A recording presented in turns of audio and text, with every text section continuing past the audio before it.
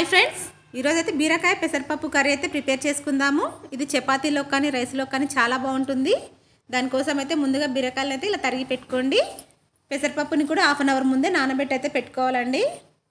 ముందుగా అయితే ప్యాన్ పెట్టుకొని పొయ్యి మీద 3 స్పూన్స్ అయితే ఆయిల్ వేసుకోవాలి. దాంట్లోనే జీలకర్ర ఆవాలు వేసుకోండి.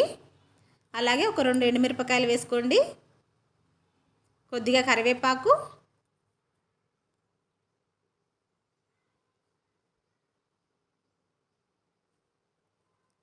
ఒక ఉల్లిపాయను అయితే సన్నగా కట్ చేసి పెట్టుకోవాలండి. అది కూడా వేసేసుకోండి దీంట్లో.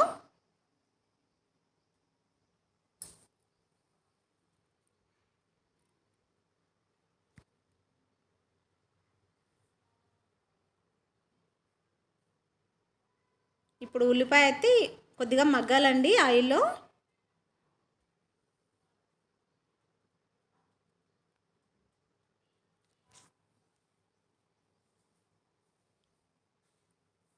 ఒక 2 పచ్చిమిర్చి అయితే కట్ చేసి వేసుకోవాలి.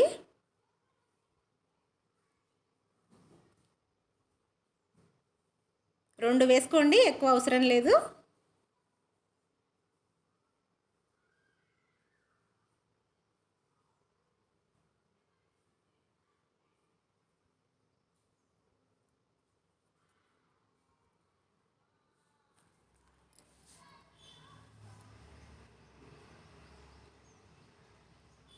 ఇది కొద్దిగా వేగనివ్వండి.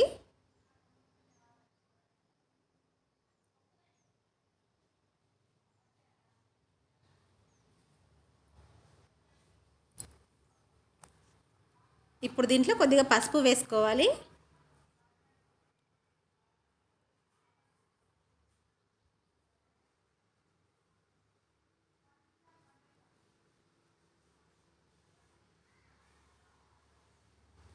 మనం ముందుగానే కట్ చేసి పెట్టుకున్నాం కదా బీరకాయలు, అవైతే వేసేసుకోండి ఇప్పుడు.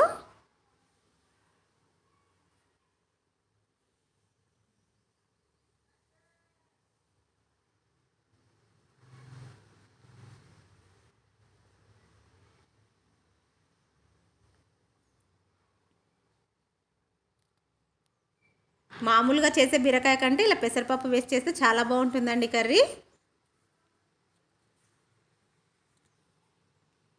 దీన్ని మొత్తం ఒకసారి కలిసేలాగా బాగా కలిపేసుకోండి.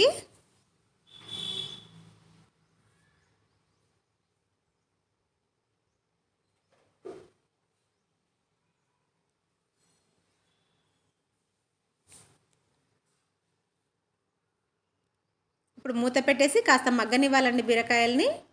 పచ్చి వాసన పోయేంత వరకు మగ్గనించుకోండి. చూడండి, ఇప్పుడు మూత తీసాం కదా, కాస్త మగ్గిపోయాయి.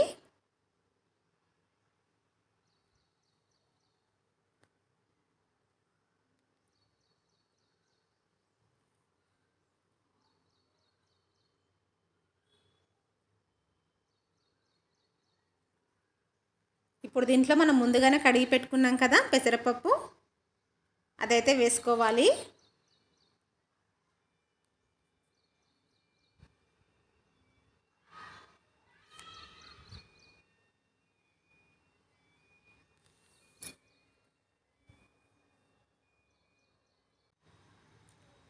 పెసరపప్పు వేసి మొత్తం ఒకసారి అయితే కలిపేసుకోండి.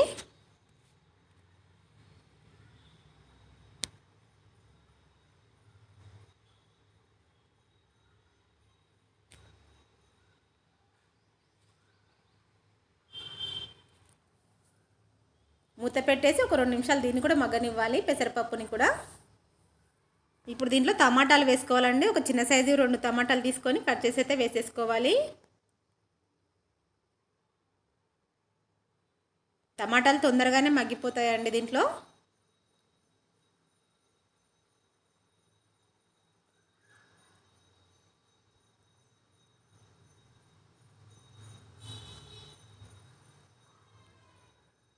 ఇప్పుడు కొద్దిగా కారం వేసుకోండి. ముందుగానే మనం పచ్చిమిర్చి వేసాం కదా, కారం అయితే చూసి వేసుకోండి.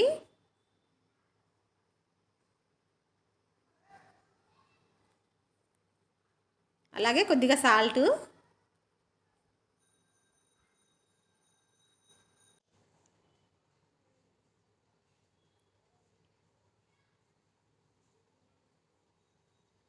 ఇప్పుడు దీన్ని మొత్తాన్ని ఒకసారి మిక్స్ చేయండి.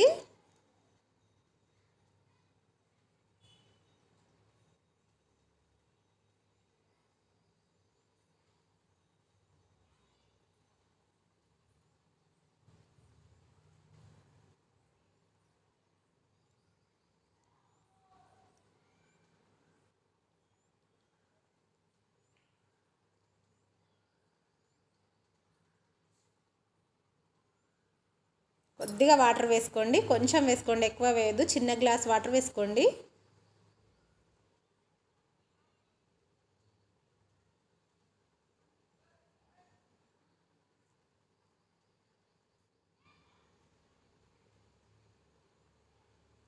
కొద్దిగా ధనియాల పౌడరు, మూత పెట్టేసి ఒక 2 నిమిషాలు అయితే ఉడకనివ్వాలండి.